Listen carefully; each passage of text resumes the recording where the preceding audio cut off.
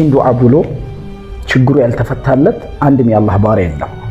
ማንኛቸውም ችግር ይሁን የድህነት በሰውዳ ተይዘ በአፍያ ተወጥረ ተርበህ ተጠምተህ ትዳራተ ልጆች መንገድ ስተውብህ ዓለም ልጅ አተሽ መሃን ሆነሽ አላህ ይችን ዱዓ አድርጊያት። አላህ ምላሽ የሰጠሽ ቢሆን እንጂ አይቀርብሽም።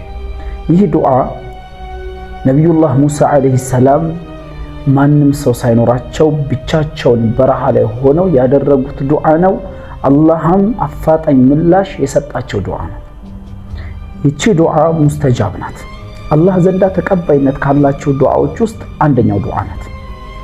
ረቢ ኢኒ ሊማ አንዘልተ ኢለየ ሚን ኸይሪን ፈቂር። እችን ዱዓ አድርግ፣ አላህ ምኞትህን በሙሉ ይሞላልሃል።